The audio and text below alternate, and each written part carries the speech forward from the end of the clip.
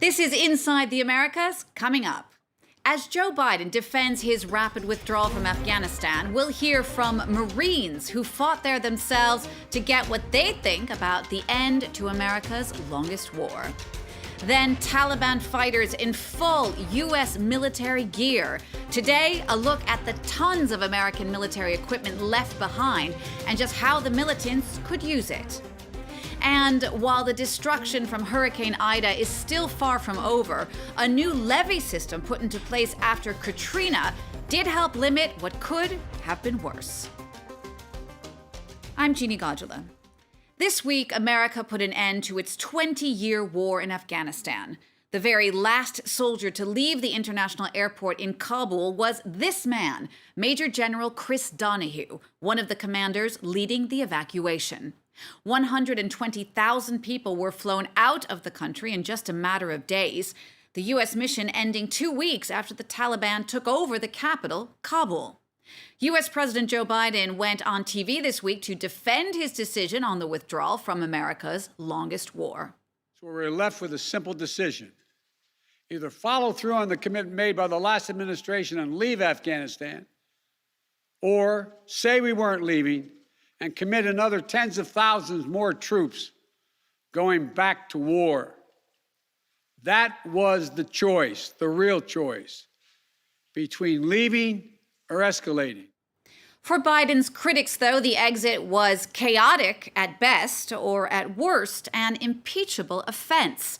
As for the American public itself, 51% say they disapprove of the president's approach to the pullout. France 24's Ketavan Gorjestani went to find out just what the feeling is among the men and women who had fought in Afghanistan themselves. Riding together reminds them of their time fighting side by side. James, Steve, Les, they're all former Marines who served in Afghanistan. Thank you. Hey. Please. You know I love y'all, babe. No, thank you, by the way. Hey, no problem, babe. You got a little burn today. Behind his glasses, Stock is hiding a glass eye, an injury he sustained in combat. You know, we built wells, we help protect people from, the Taliban in certain circumstances, help build infrastructure, help build some, get trade flowing again, things like that. But at the end of the day, that country specifically has historically resisted any kind of change and whatnot. And, we're not going to be the ones to do it, so. These vets don't usually like to talk about politics, but while they believe they have fought to protect their country, they're not sure their leaders are doing the same. President Biden is doing it now because it has been 20 years. And at some point, I understand his point, they have to stand on their own. But with the Taliban taking over, it would literally collapse that country. And one of the reasons I did what I did for 20 years is to stop that and prevent it from spreading any further. So I definitely could see it gaining steam and taking over the country of Afghanistan and then pushing even outside of it. Preventing Afghanistan from once again becoming a breeding ground for terrorist groups is now the U.S.'s main focus. And for that, the Biden administration will have to lean on an unlikely partner, the Taliban. In addition to taking control of Afghanistan, the Taliban has also recuperated huge quantities of U.S. military equipment that was left behind. Much of that was originally meant to be used by Afghan armed forces to defend themselves, but that's not how it ended up. And as you can imagine, pictures of Taliban soldiers in full U.S. Army gear have gotten many people worried.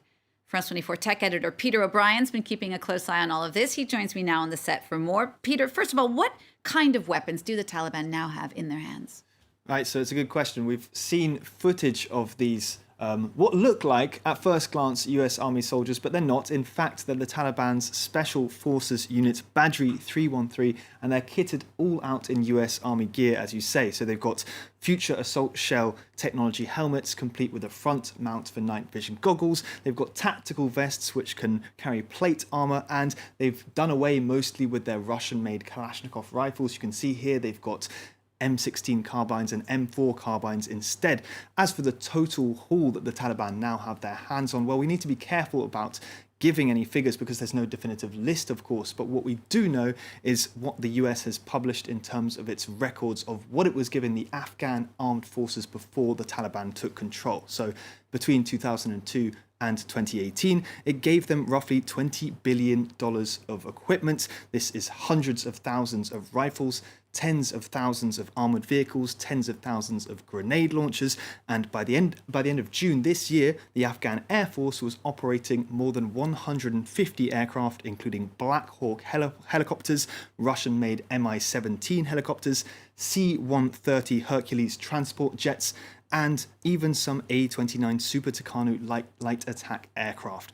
And there's been footage of all of these. You can see here some of the helicopters that were left behind. The Taliban now, of course, have control of the airport. So how much of all of these things, these old helicopters, are actually usable? Well, of course, you can see that many of them have been sabotaged by the US as they were leaving. We know that some of the Black Hawk helicopters were brand new, and you may have seen footage of them circling around Kandahar in recent days. But even if this footage is confirmed, we shouldn't assume that the Taliban are now fully airborne. US Central Command says the military's disabled 70 mine-resistant vehicles, 27 Humvees and 73 aircraft, and any aircraft that remain will of course be very difficult to operate and even harder to maintain. The parts required to maintain them were supplied by private contractors who have now of course left Afghanistan, and what's more, the Afghan Air Force lacked qualified pilots. The Taliban certainly didn't have any. Some of the pilots may have defected, but many were targeted for assassination by the Taliban, so of course they fled the country. One US official says 40 to 50 aircraft have been flown into Uzbekistan by Afghan pilots. As for the lower tech weaponry, of course, it will of course be much more usable. Machine guns, mortars, even bits of artillery could be used by the Taliban to repress any resistance that might crop up. So we've talked about the weapons, we've seen the uniforms. What else is there? So there's a lot of other kit as well. Since 2003, the US also provided the Afghan army with more than 160,000 bits of communication kit, 16,000 pairs of night vision goggles. These, of course, are essential. They make it very advantageous operating at night. It also brought in more than 100 Scan Eagle UAVs since 2015, which is a low-cost drone which can carry out surveillance missions. The Taliban also reportedly seized US military biometrics devices, which potentially hold data such as iris scans and fingerprints, which could identify Afghans who helped coalition forces. Now, computerized systems like these are, of course, a lot more difficult to master than the more mechanical ones, so we'll have to see if any of it ends up being useful to the Taliban. But all of this saga just reminds us that no matter what the initial intention is behind a piece of weaponry, it can long outlive that when it falls into someone else's hands. France 24 tech editor Peter O'Brien, thank you so much. And while much of the focus this week was on the U.S. troop withdrawal from Afghanistan, a very real storm was brewing at home. Hurricane Ida hit the southeastern United States hard. Tens of thousands of people are still without power and could be for up to a month. Ida made landfall 16 years to the day Hurricane Katrina began wreaking destruction on New Orleans. But lessons were learned in the wake of Katrina, with a series of construction projects put in place to control damage from a similar storm. At this taping, just 4 people have been killed by the latest hurricane, compared to 1,800 with Katrina. Brian Quinn has more.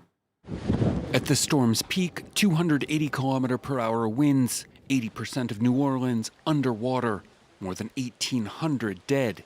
16 years after Katrina, Louisiana is now facing Ida, but this time with much better armor after the completion of $16 billion worth of new levees, pumps, and a network of giant flood walls to hold back the water. The hurricane and storm damage risk reduction system stretches for 210 kilometers around greater New Orleans. It's built to withstand storm surges of up to 9 meters, far beyond the 3 to 4.6 meter surge predicted for Ida. Overflows will happen. Some damage is inevitable, but experts believe that the overall network should hold up, unlike during Katrina, when fragile and dilapidated levees gave way in multiple locations.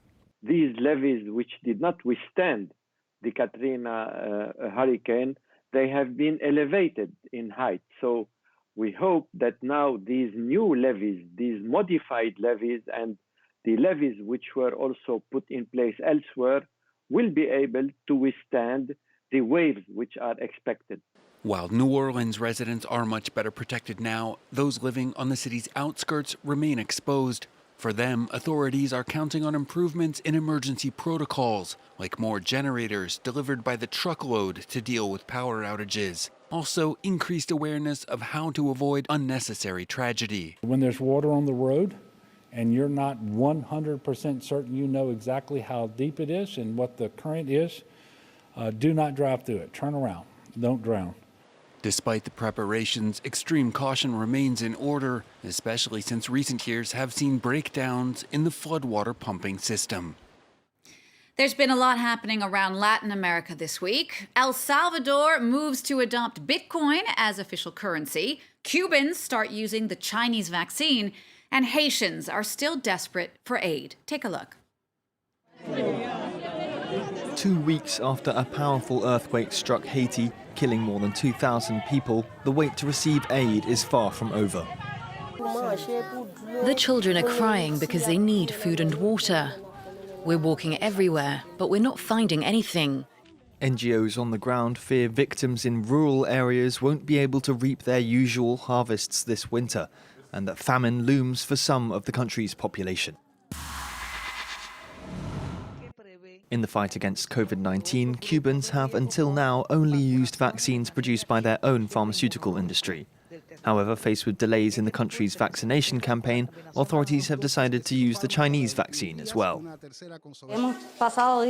These are difficult times, and we want to immunize the population as much as possible in order to move forward. To date, only 30% of the population has been vaccinated. The objective was to reach 70% by the end of August. El Salvador is gearing up to become the first country to adopt Bitcoin as its official currency, alongside the dollar. It's a decision that hasn't been welcomed by everyone. It's a virtual currency. It doesn't actually exist like the dollar does. There are people who don't have access to a smartphone. It's not ideal for a country as poor as El Salvador. Salvadorians are not the only ones worried about the arrival of Bitcoin. According to the International Monetary Fund, the cryptocurrency could also impact the economic stability of the countries which use it. That's all the time we have for this Inside the Americas. Thank you so much for watching. We will see you next week for all the news from north to south.